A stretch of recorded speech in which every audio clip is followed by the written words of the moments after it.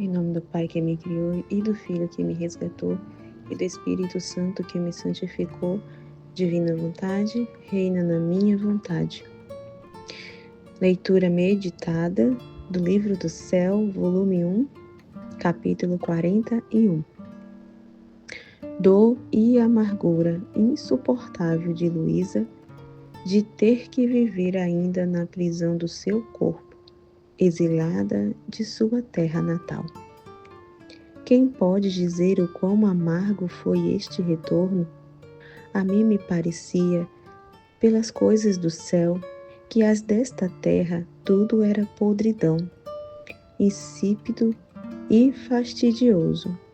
As coisas que tanto deleitam os demais, para mim, eram amargas. As pessoas mais amadas, mais respeitáveis, que os demais, para entreter-se com elas, quem sabe o que teriam feito. A mim me resultavam indiferentes e até fastidiosas. Só vendo-as como imagens de Deus, me parecia que podia suportá-las. Mas minha alma tinha perdido toda satisfação. Nada lhe dava a menor sombra de contentamento. E era tanta a pena que eu sentia que não fazia mais do que chorar e lamentar-me com meu amado Jesus. Meu coração vivia inquieto, entre contínuas ânsias e desejos, me sentia mais no céu que na terra. Sentia em meu interior uma coisa que me corroía continuamente, tanto que me resultava amargo e doloroso ter que continuar vivendo. Mas a obediência pôs o freio a estas minhas penas, mandando-me absolutamente que não desejasse morrer, e que só deveria morrer quando confessou me determinasse por obediência. Então, para cumprir esta santa obediência, fazia tudo quanto podia, para não pensar nisso, porque no meu interior havia uma contínua jaculatória, que era o desejo de querer partir. Assim, em grande parte, meu coração se acalmou, mas não de todo. Confesso a verdade, muito faltou nisto, mas o que podia fazer, não sabia deter-me. Para mim, era um verdadeiro martírio. Então, quando a alma conhece a Deus, né, e a bondade de Deus, o amor de Deus, e passa por todo esse processo, tudo aqui na Terra, né, se torna assim fastidioso, perde aquele brilho, todo aquele brilho que a gente tinha, né? Todo aquele brilho que a gente tinha no olhar pelas coisas, o interesse pelas coisas do mundo se apaga. Aquele brilho todo some, né? E tudo fica assim cansado, chato, fastidioso, porque quando a gente não conhece a Deus, né? Então a gente dispõe o nosso interesse pelas coisas do mundo, né? E vamos dizer assim, o amor é direcionado para criaturas, para coisas, para nosso desejo é direcionado a possuir coisas que é do mundo, e a gente dá muito assim valor a isso, né? Isso a gente coloca assim no centro da nossa vida, né? E bota como algo muito, muito assim, que é tudo para nossa vida, é o nosso propósito, as coisas desse mundo. É muito importante, o nosso propósito é ser reconhecido, né? Ser aplaudido, ganhar fama, crescer, né? Ali, ser reconhecido profissionalmente e assim, o movimento das criaturas é esse, conquistar um espaço, um lugar, um reconhecimento, se encaixar, né, na sociedade, eu encaixo na sociedade, se encaixar, né, nos ditames da sociedade. E meu Deus, é terrível, né? E aí quando a gente passa a conhecer quem somos nós e quem é Deus, tudo muda, né? E tudo fica assim, e a gente fica assim, meu Deus, como eu dei valor a tanta coisa fútil, tanta coisa assim, sabe, que Como eu perdi tempo, né? E tanta coisa assim fútil, que não trazia nenhum bem, né? Que parecia que é a coisa mais importante, mas que não é nada. Coisas passageiras que passam, né? Que a gente não vai levar conosco nada desse, e a gente dá tanta importância. E o que mais importante a gente deixa de lado, né? Então, assim, quando a gente conhece a Deus realmente, né? Realmente tudo fica cansativo. Fica fastidioso, não tem brilho, não tem graça, não tem sabor. E a gente faz todas as coisas realmente. E se tem algum brilho, algum sabor, vamos dizer assim, né? Quando a gente olha para todas as coisas, é em Deus. Né? Porque são coisas, como ela fala aqui, criaturas de Deus. Né? E a gente se vê, olha para o outro e vê que Deus ama, né, o outro e ama as criaturas. E a gente olha, né, com esse olhar, né? Que são imagens de Deus, são filhos de Deus e que Deus ama muito. Né? Mas sem apego, né? A gente perde todo essa questão de apego, de reconhecimento do outro, né? É muito interessante. Meu benigno Jesus me dizia: acalma-te. Qual é a coisa que tanto te faz desejar o céu? Eu lhe dizia: porque quero estar sempre unida contigo, minha alma não resiste mais estar separada de ti, nem por um só dia, nem sequer por um momento. Por isso, a qualquer custo quero ir. Pois bem, dizia-me, se é por mim, te quero contentar, virei a estar contigo. Eu lhe dizia, mas logo me deixas e eu te perco de vista. Em troca no céu não é assim, lá jamais te perderei de vista. Capítulo 42. Heroísmo de Luísa, aceitando voltar ao seu corpo na terra e deixando o céu muitas vezes. Às vezes também Jesus queria brincar, e eis como, enquanto estava com estas ânsias, vinha apressado e me dizia: queres vir? E eu lhe dizia: onde? Respondia: ao céu. Replicava: diz-me de verdade? A resposta: apressa-te, vem, apressa-te. E eu: está bem, vamos, mas temo que queiras brincar comigo. E Jesus: não, não, de verdade quero levar-te comigo. E enquanto assim dizia, sentia minha alma sair do corpo, e junto com Jesus tomava voo ao céu. Oh, como me sentia contente então, acreditando que devia deixar a terra. A vida me parecia um sonho, um pouquíssimo sofrer. Então, assim, realmente ele queria levar ela, né? Mas aí na cabeça ela estava entendendo que o que ela queria, né? Que ele levasse ela definitivamente, né? E realmente aquilo não estava, né? Deus não é de mentir, né? E ela estava assim: você não tá querendo brincar comigo? Tá querendo, tipo assim, você não tá querendo me enganar? Ele disse: não, realmente quero te levar. Mas ele não disse que ia levar definitivamente, né? Mas ele ia levar ela, né? Um passeio no céu. Enquanto chegávamos a um ponto alto do céu, e eu ouvia o canto dos bem-aventurados, eu apressava Jesus a me introduzir nessa bem-aventurança morada. Bem-aventurada morada. Mas Jesus o tomava com calma. Em meu interior, começava a suspeitar que não era verdade. Dizia: quem sabe se não é uma brincadeira que me fez. De vez em quando lhe dizia: meu Jesus amado, falo depressa.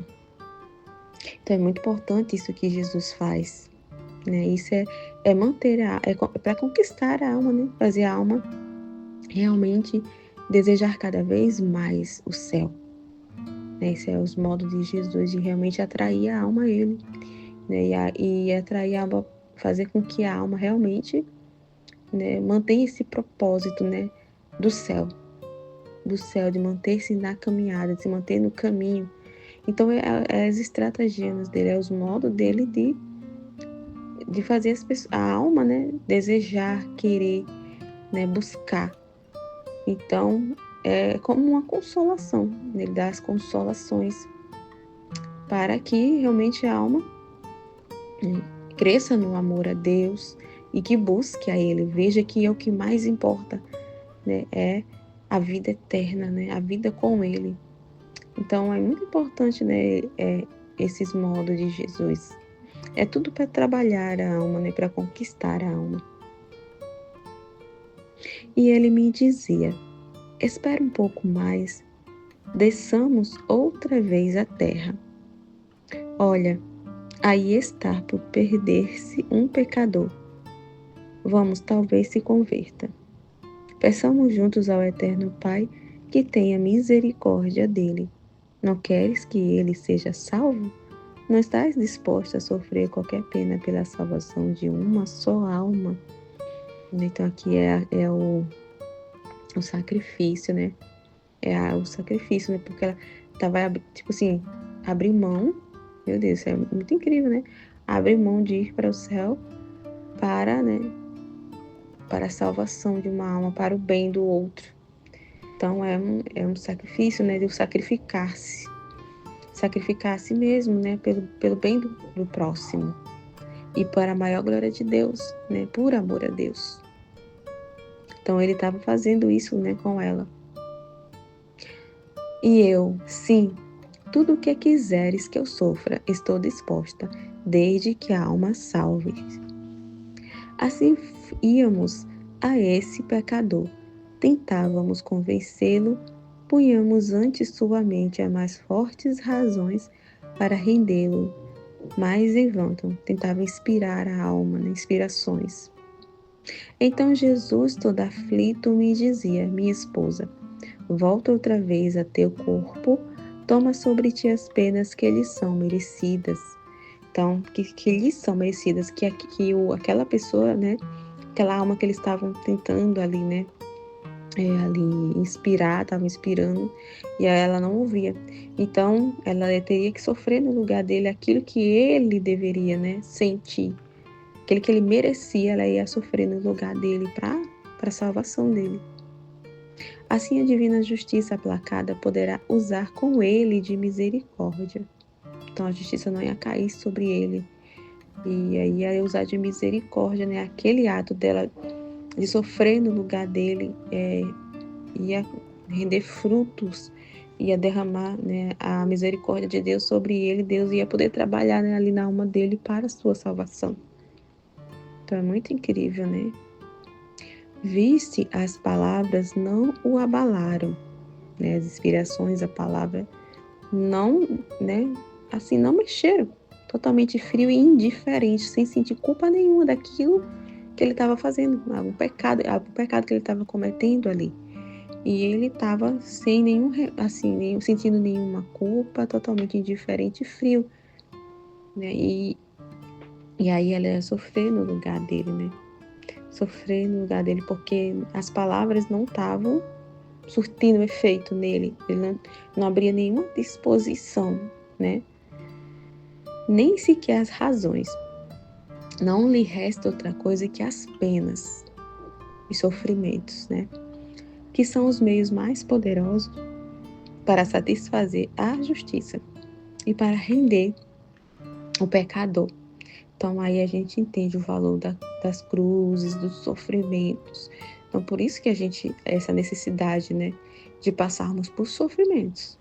Porque é através do sofrimento que ali a alma vai se render.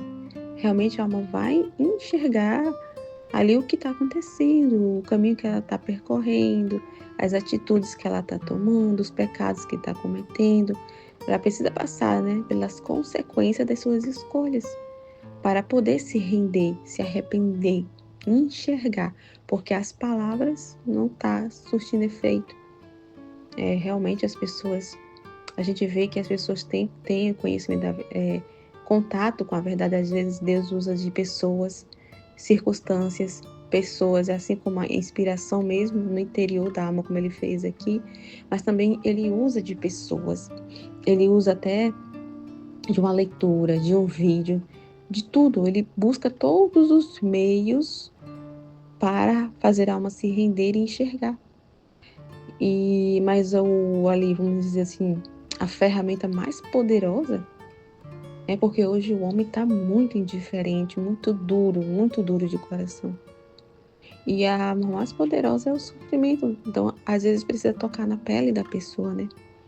tem que tocar na pele, ela tem que sentir na pele as suas escolhas para poder acordar e perceber. E muitas das vezes, infelizmente, é mesmo tocando na pele as pessoas, em vez de mudarem e se renderem, e se arrependerem, se revoltam ainda mais e cometem cada vez mais pecados, infelizmente. Assim, me levava de volta ao corpo. Quem pode dizer os sofrimentos que me vinham?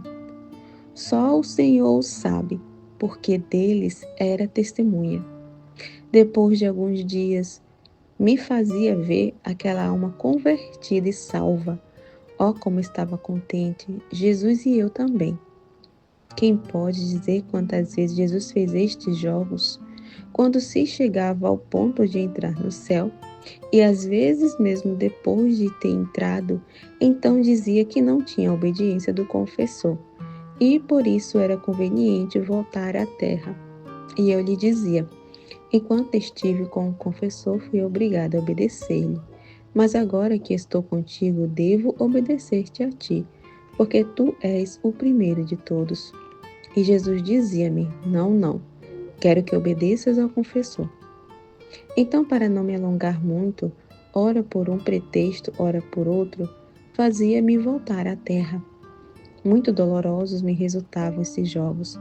Basta dizer que me tornei tão impertinente que o Senhor, para castigar minhas impertinências, não permitia tão frequentemente estas brincadeiras. Capítulo 43.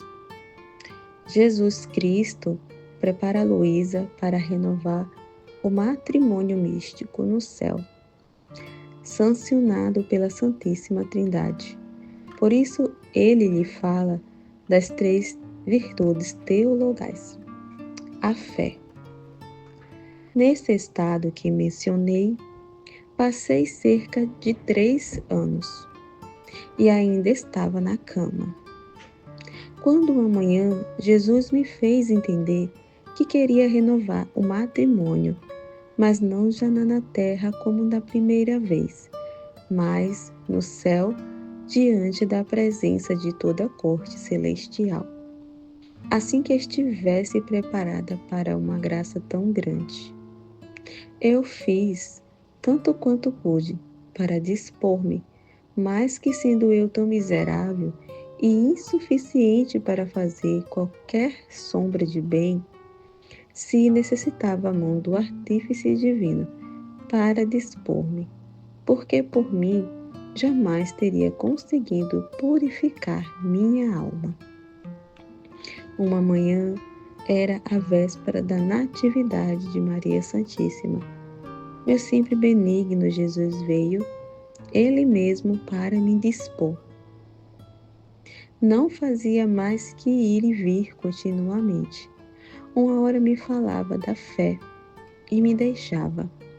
E eu sentia infundir uma vida de fé na minha alma. Minha alma, rude como a sentia antes, depois do falar de Jesus, a sentia levíssima, de modo a penetrar em Deus. E ora olhava a potência, ora a santidade, ora a bondade e seus demais atributos. E minha alma ficava estupefata, no mar de espanto, e dizia: poderoso Deus, que poder diante de ti não fica satisfeito, não fica desfeito? Santidade imensa de Deus, que outra santidade, por quão sublime seja, ousará comparecer perante tua presença? Depois sentia-me voltar a mim mesma e vi o meu nada, a insignificância das coisas terrenas e como são nada diante de Deus. Eu me via como um pequeno verme todo cheio de pó que me arrastava para dar algum passo e que para me destruir não era preciso senão que alguém me pusesse o pé em cima, e com isso ficava desfeita. Então, vendo-me tão feia, quase não me atrevia a ir perante Deus, mas sua bondade se apresentava diante da minha mente. e me sentia atraída como por um imã para ir até ele e dizer entre mim: se é santo, também misericordioso.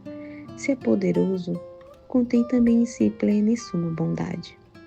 Parecia-me que a bondade o circundava por fora e o inundava por dentro. Quando olhava a bondade de Deus, me parecia que ultrapassava a todos os outros atributos.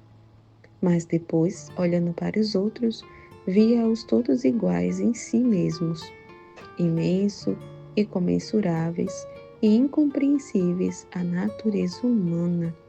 Então aí o trabalho de Deus na alma. A gente não é nada por nós mesmos. Então, para a gente realmente se purificar, passar por esse processo, compreender a Deus e ver quem somos nós, o conhecimento de si, o conhecimento de Deus, a gente precisa, né, da ajuda divina, da ajuda de Deus, Ele que dispõe a nossa alma. Então é assim mesmo que Ele faz, Ele traz um conhecimento. Um exemplo, a gente está aqui, né, lendo o livro do céu.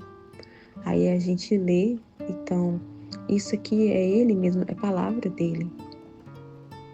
Então aqui Ele está mostrando sobre a fé. Então Ele vem falar sobre a fé aqui no livro do céu.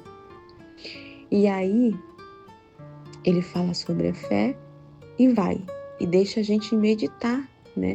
Ele fala sobre a fé e a gente lê e a gente medita aquilo que leu. Então a gente fica refletindo, meditando, contemplando cada palavra que a gente leu. E aí a gente vê a grandeza de Deus, o quanto Deus é bondoso, o quanto Deus é amoroso, misericordioso, paciente, quanto Ele é imenso, santo, incrível. E diante dessa grandeza de Deus, a gente vê o quão nós somos um nada, né? E que não podemos fazer nada por nós mesmos, quanto somos frágeis, fracos, sem Deus, débeis sem Deus. E a gente vai fazendo toda essa meditação diante do que, né, Jesus trouxe da palavra dele. E a palavra dele é uma palavra criadora. É a palavra que contém vida e que cria na nossa alma aquilo que a gente está lendo. Na medida que a gente lê, é tudo assim muito, né? Faz toda essa reflexão e na medida que a gente reflete, medita, cria na nossa alma aquilo que a gente está lendo, né? E é muito incrível o que acontece. E é assim que a purificação acontece, a mudança acontece na alma, através do conhecimento. A gente conhece a Deus, os seus atributos, tudo que Ele fez, Ele vai trazendo todo esse conhecimento através das verdades, da palavra dEle. E através do conhecer, do ler, meditar é muito importante, porque não é só ler, é você refletir em cada palavra, né, que foi dita, meditar, se aprofundar mesmo, parar para meditar e refletir cada palavra que Jesus trouxe, sem pressa, e para que se crie na nossa alma, para que a palavra ela seja retida e guardada na memória, que se firme, né? Mas não só ler, não só meditar a palavra, né? É primordial a gente praticá-la, né? Porque ela só vai se firmar na nossa alma e a gente vai realmente entender, né? Quando a gente vai ficar mais clara essa compreensão quando a gente vive aquilo que lê. Não basta só ler. Deus não está mandando a palavra dele só para a gente passar o olho. É realmente para transformar a nossa vida. Realmente para haver uma mudança. Por isso que é palavra criadora que tem vida. Que a palavra traz vida. Cada palavra que a gente lê contém vida de Deus, né? Contém a criação, onde Ele vai criar na nossa alma. Então não é qualquer coisa. Então, por isso que é muito importante o viver, o que a gente lê, medita, não é só ler por ler. A gente não pode tomar a palavra de Deus como uma coisa que não tem parte conosco, uma coisa separada de nós, né? não é separado de nós, né? Faz parte, né, de nós, faz parte, né? E a gente depende dela, é o alimento da alma, né? A palavra de Deus é a vida da alma, é o que nos alimenta. Sem ela, a nossa alma fica em jejum, a nossa alma não tem vida, né? Então é muito importante mesmo para essa purificação que a Luísa fala, toda essa preparação, essa purificação acontece nesse sentido, nesse modo, né? Capítulo 44. Continuação das 3 virtudes teologais. Então falou da fé, né? O primeiro que a gente acabou de ver aqui, ele mostrou sobre a fé para ela. Né? A fé, o que é a fé? A fé é Deus. Então, a fé revela a Deus. Mostra toda a sua beleza, os seus atributos, as suas virtudes, quem Ele é. E na medida que a gente vê quem Ele é, a gente também vê quem somos nós, né? E aí, nesse próximo trecho, vai falar sobre a esperança. Enquanto minha alma estava nesse estado, Jesus voltava e falava da esperança. Recordo algo confusamente, porque depois de tanto tempo é impossível recordar claramente. Mas, para cumprir a obediência que assim quer, direi por quanto possa. Então disse Jesus, referindo-se à fé. Então ele vai falar mais um pouco sobre a fé aqui, né? Para obtê-la é preciso crer. Então, para obter a fé é preciso acreditar. Então, para obter a fé que é Deus, possuir a Deus na alma, é preciso acreditar nele.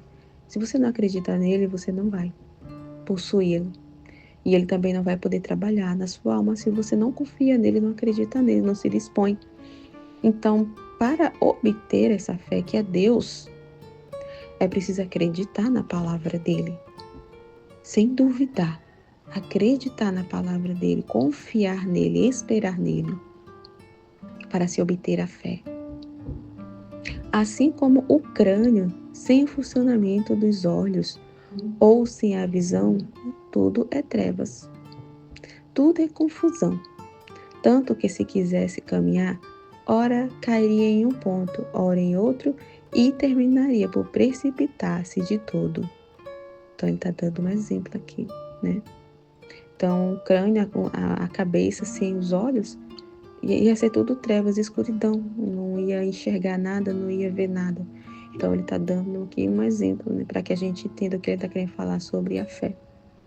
Assim a alma sem fé, então a alma sem fé também, ela anda confusamente, ela anda na cegueira, nas trevas, vê tudo confusamente. Então, né, é a mesma coisa. Não faz outra coisa que ir de precipício em precipício, porque a fé serve de visão à alma, olha só, e como luz que a conduz à vida eterna.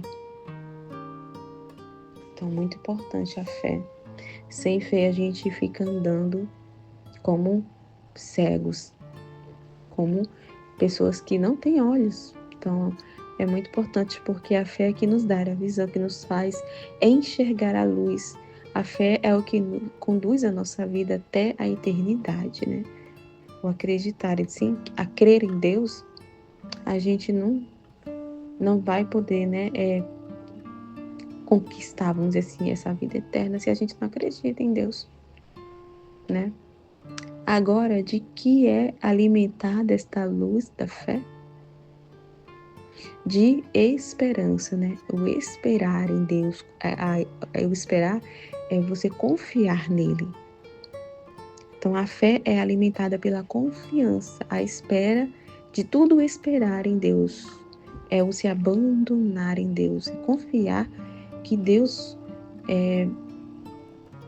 vai, assim, como é que eu posso dizer, não te abandona. Que você não precisa querer tomar a frente, tomar as decisões no lugar de Deus. Você confiar na sua misericórdia, confiar na sua providência né? Que, então, é importante, né? A esperança. Sem esperança, né?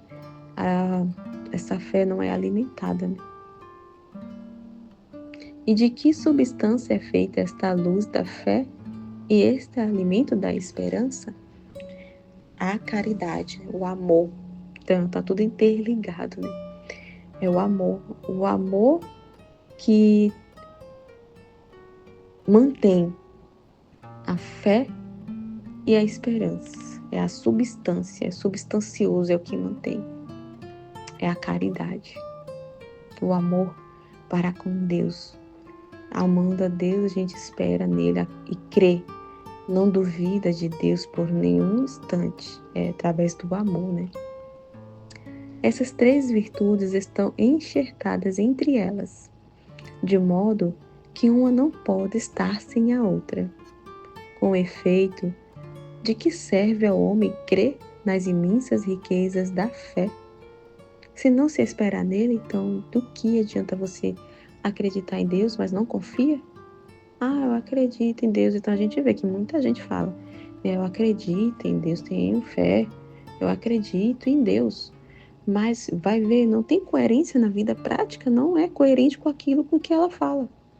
Acreditar é uma coisa, né?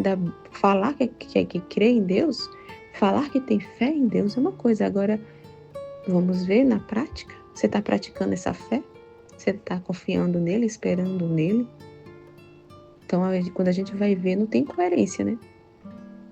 Ela se coloca na frente de Deus, né? Não confia. Ah, eu vou fazer isso aqui por garantia. Vou garantir, vai que, né? Não sei o dia de amanhã, como se dissesse assim, né? Vai que Deus não providencie para mim o necessário. Então, eu preciso me prevenir, né? Então, só de pensar assim, eu preciso guardar, um exemplo assim, bem bobinho, só para entender.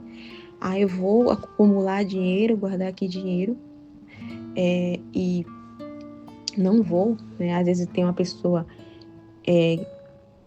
precisando de ajuda, não sei.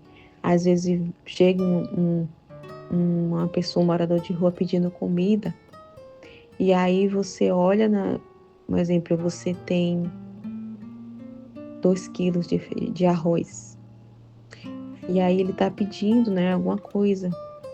E aí você olha assim, ah, perdoe, eu não tenho. Você tem 2 quilos de arroz. Mas aí você vai dizer, não posso dar, porque só tô com 2 quilos, né? E aí amanhã o que eu vou comer? Então, isso é confiar em Deus? Não, né? Então ela tá confiando em si mesma, se garantindo, deixando de ajudar o outro, né? Faltando com a caridade por benefício próprio, pensando em si mesma. Porque não sabe o dia de amanhã, não sabe, né?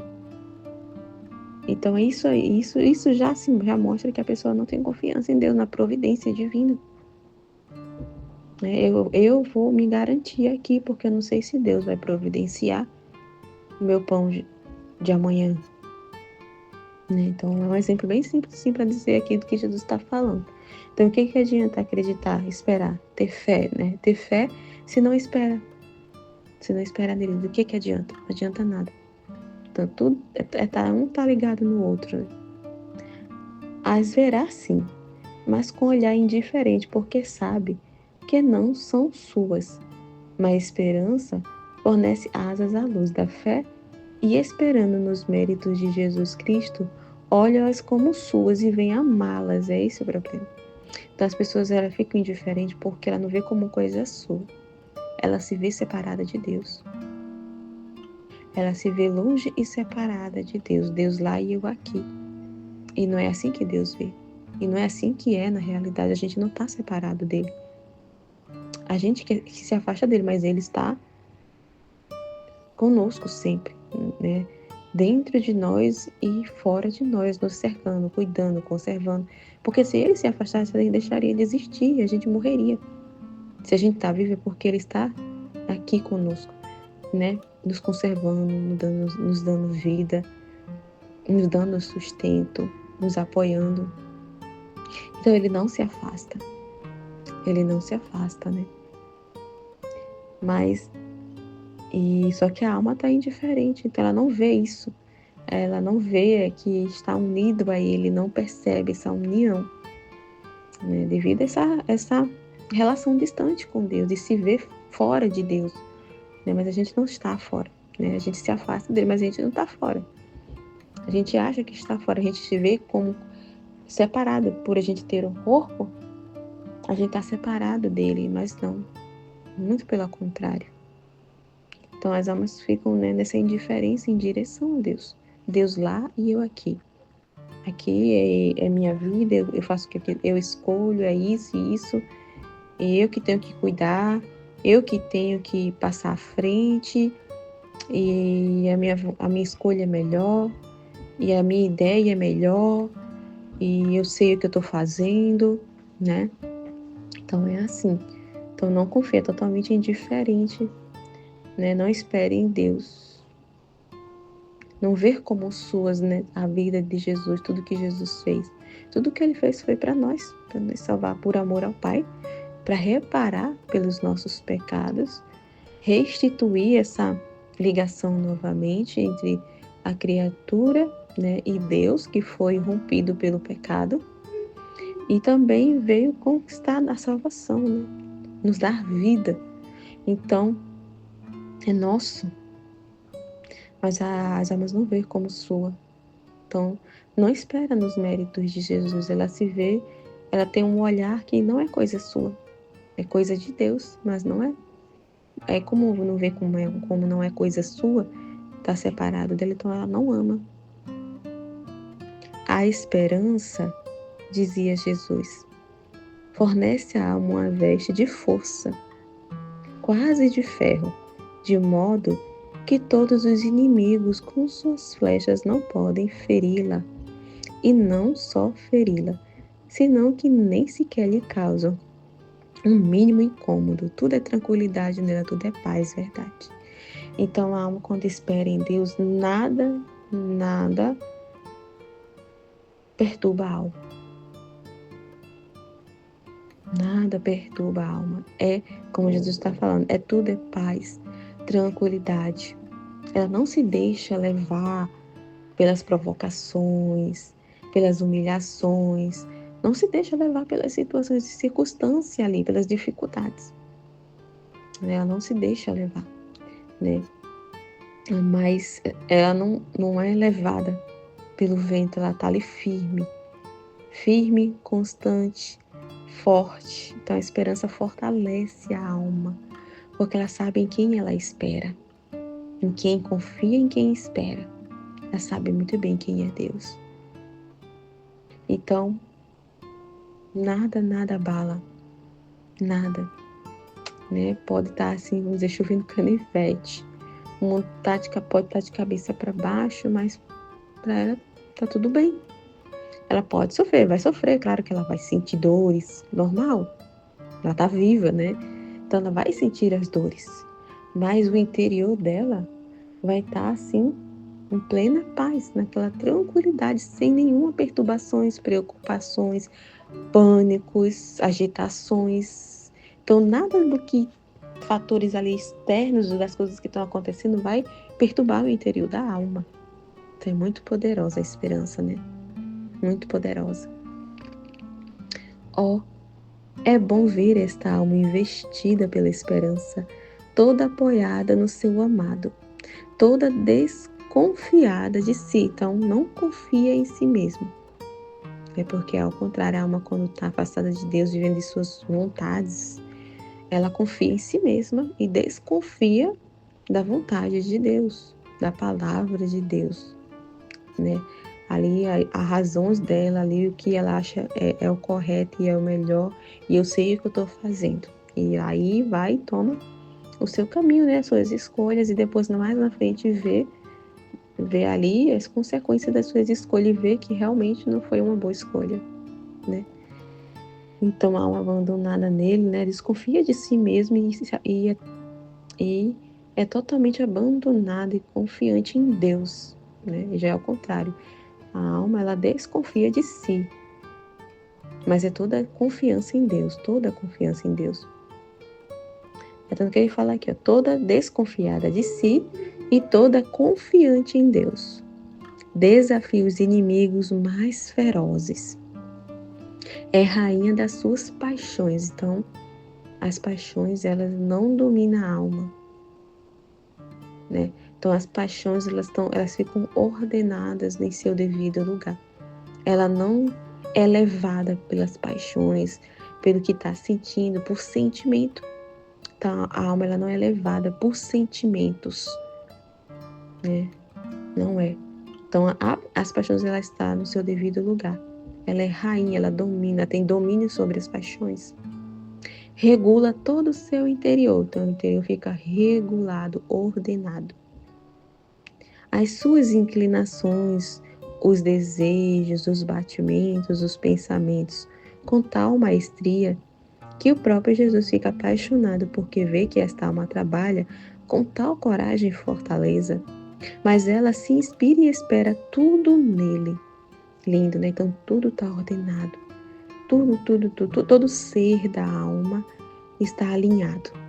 Os desejos alinhados em Deus, os pensamentos em direção a Deus.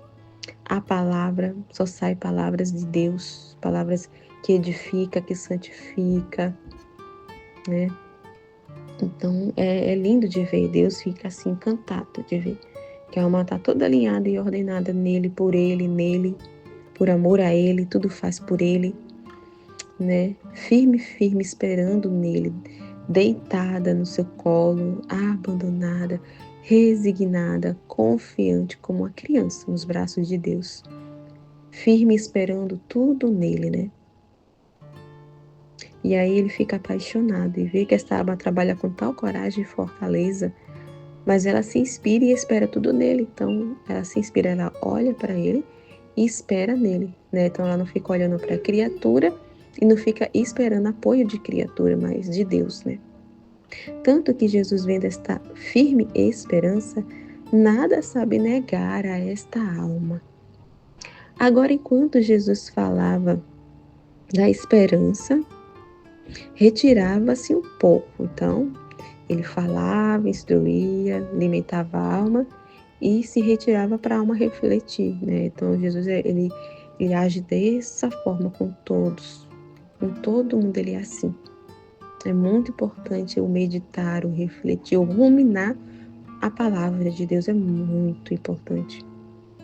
Deixando-me uma luz na inteligência, né? Conhecimento na inteligência. Luz é conhecimento. Quem pode dizer o que entendia sobre a esperança? Se as outras virtudes todas servem para embelezar a alma, mas podem nos fazer vacilar e nos tornar inconstante. De outro modo, a esperança torna a alma firme e estável. Então, a esperança que mantém firme todo o ser da alma. As virtudes. Então, as virtudes por si só, ela pode vacilar. Ela pode ficar inconstante, né? Mas ela ali firmada na esperança, ela fica ali estável, forte, firme, constante. As virtudes, ela ficam ali, né, na firmeza, né, estável, na ordenada. Como aqueles montes altos que não podem se mover nem um pouco. Então, realmente, ela não se inclina nem para um lado, nem para o outro, nem para frente, nem para trás. Ela fica ali firme, não se move nem um pouco. A esperança é incrível, meu Deus. Incrível, incrível. A esperança é a que sustenta a alma.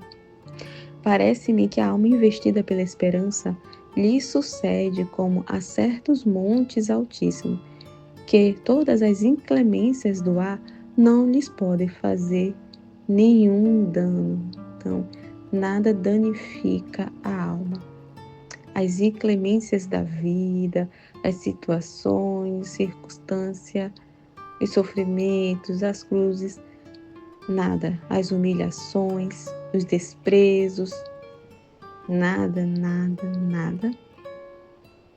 causa dano ao interior da alma. A alma que espera em Deus e confia em Deus. Muito grande, né? Sobre estes montes não penetra nem neve, Tá vendo? Não penetra nada na alma, não atinge a alma. Pode atingir o corpo pode sofrer, sentir dores, mas não penetra na alma, né? A alma fica assim, intocável, né? Nem ventos, nem calor. Qualquer coisa se poderia pôr sobre eles, e se pode estar seguro que, ainda que passasse centenas de anos, onde quer que ele fora colocado, ainda está lá. Assim a alma vestida pela esperança, nada pode prejudicar, nem a tribulação, nem a pobreza, nem todos os acidentes da vida. No máximo, a desanima um instante, mas diz a si mesmo: eu tudo posso fazer, tudo posso suportar, tudo sofrer esperando em Jesus, que é o objeto de todas as minhas esperanças. A esperança torna a alma quase onipotente, invencível, e lhe fornece a perseverança final, muito importante. Tanto que só cessa de esperar e perseverar quando tomou posse do reino do céu. Então essa esperança só cessa, toda essa perseverança e esperança, ela é só para a vida aqui. E ela cessa quando a gente morre. A gente não precisa de esperança no céu, né? A gente já vive nela, né? Não precisa de esperar, perseverar, a gente já está, né?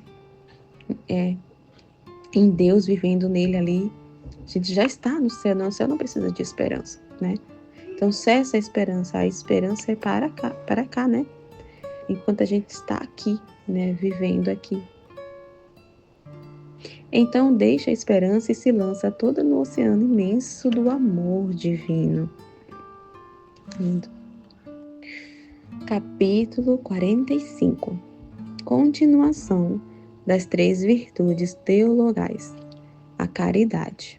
Vamos ver aqui o que Jesus vai falar da caridade, o amor. Enquanto a minha alma se perdia no mar imenso da esperança, o meu amado Jesus regressava e falava da caridade, dizendo-me: a fé e a esperança une-se à caridade. E a caridade, une tudo o que há nas outras duas, de modo a formar uma só, enquanto são 3. Então a substância, como foi falado no outro, na substância é a caridade. Ela une tudo, né? Se torna uma coisa só. Enquanto é 3, é como o mistério da Santíssima Trindade. Enquanto são 3, né? 3 pessoas, um só Deus. Então elas têm distinção, são distintas aqui, assim, tipo assim, a fé, a esperança e caridade. Mas a caridade, o amor, né? Ela une tudo, né? Une tudo.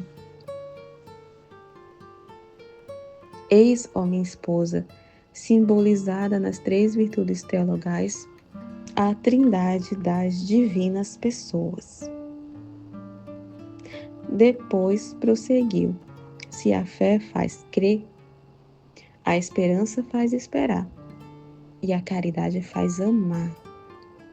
Então a pessoa que ama, ela acredita, né, com todas as forças e espera nele, né, através desse conhecimento. Então o amor cresce, né, e ali comumente, né, junto cresce a fé e a esperança. Então ela caminham juntas, ela não parece ser, por ser distinta, a fé, a esperança e a caridade, mas elas estão unidas num só, no amor, né? Se a fé é luz e serve de visão à alma, então a fé ela ilumina a alma, mostra o caminho. A esperança, que é o alimento da fé, como Jesus está falando no outro, né? Fornece à alma o valor, a paz, a perseverança e todo o resto. Então a esperança ela nos fortalece, nos traz paz, perseverança, tranquilidade, paz, que a gente sabe no Deus, em quem nós depositamos a nossa confiança. Sabes bem que Deus é por meio da fé, por meio do conhecimento, né? Por meio de crer em Deus, saber quem é Deus, a gente sabe que Ele não vai nos abandonar, que Ele cuida de nós, cuida cada detalhe da nossa vida. Então, a quem temerei? A quem temerei se tenho Deus ao meu lado? A quem eu temerei? Né? A caridade, que é a substância desta luz e deste alimento, é como aquele unguento docíssimo e odoroso, que penetrando por toda parte, aplaca, adoça as penas da vida. Então, os sofrimentos e tudo que a gente passa na vida, o amor adoça. Então, o que é amargo se torna doce, né? A gente vai sofrer? Sofre. Vai passar por dor? Dói. Mas a alma, ela sofre feliz, né? A sua alma está em paz através do sofrimento por causa do amor em direção a Deus, porque ama a Deus, quer sofrer por amor a Deus. Sabe do valor do sofrimento e o benefício, o que aquele sofrimento vai produzir, o fruto que vai ser produzido. E se eu estou passando por esse sofrimento, é porque é por necessidade. Tem um motivo, tem um para quê. É amor de Deus. Deus não está me permitindo passar por esse sofrimento porque Ele tem prazer de me ver sofrendo, né? Porque Ele quer que eu sofra, porque, meu Deus, Ele adora me ver sofrer. Mas é necessário, né, para purificar a nossa alma, para nos santificar. Então, o sofrimento tem um valor imenso. E aí a gente olhar para Jesus e ver o quanto Ele sofreu por amor ao Pai, para corresponder ao Pai e para nos salvar. O amor dele em direção a nós. Então, quando a gente olha para Jesus, né? Meu Deus, a gente fica até assim, né? Do que eu vou reclamar? Olha o que ele passou por amor a mim, para me salvar. Porque eu não posso sofrer. Quem sou eu para não sofrer? Quem sou eu para não passar por sofrimentos? Né? Então, quando a alma ama, ela tem, ela já é o contrário, né? Quando a alma ama a Deus, verdadeiramente ama a Deus e é um amor assim desinteressado, ela se entristece por não sofrer. Ela fica triste por não passar por sofrimento. Né? Porque a gente só prova o amor em direção a Deus através de sofrimentos, de dores. É muito fácil amar a Deus quando nada está acontecendo. Quando está tudo tranquilo, tudo em paz. Agora o amor é provado no fogo. O amor é provado, né, nas dores, nas cruzes. É lá que o amor é provado. Vamos, né? Então é muito interessante, né? Então a alma ela é doce, as penas da vida se torna doce. Doce. A caridade torna doce o sofrer e faz chegar à alma até mesmo o desejo pelo sofrer, como eu acabei de dizer, né? A alma que possui a caridade expande o aroma por toda parte. Então ela não vê problema em sofrer, muito pelo contrário. Ela fica feliz em passar pelo sofrimento por amor a Deus e para a salvação das almas. Ela vê que aquilo vai trazer um benefício para as almas. Então, ela é muito incrível porque ela esquece de si mesma. Né? Ela não pensa mais em si mesma. E realmente, ela fica toda desinteressada, assim. Ela perde o interesse por si e se doa por amor a Deus e pelas almas. Então, todo o movimento da alma é nesse propósito, para a maior glória de Deus e para a salvação das almas. Então, ela doa tudo aquilo, né, que Deus está depositando na alma, tudo aquilo, todo aquele amor, ela transborda no próximo. Ela transborda em amor, né, em doação. Por isso que ele fala aqui, ó, a alma que possui a caridade expande o aroma por toda parte. Onde ela vai, ela transborda esse amor. Suas obras feitas todas por amor desprendem odor gratíssimo. É por amor, ela faz gratuito, não é por interesse, não, ela faz sem esperar nada em troca. E qual é esse o dom? É a emanação do próprio Deus. Então, emana Deus, esse amor puro, né? Porque Deus ama desinteressado. O amor de Deus é puro, sem interesse, sem esperar nada em troca. Então, assim a alma também. A alma ela vai amar com esse amor de Deus, de doação, desinteressado, sem interesse. Então, é o amor do próprio Deus. As outras virtudes tornam a alma solitária e quase grosseira com as criaturas.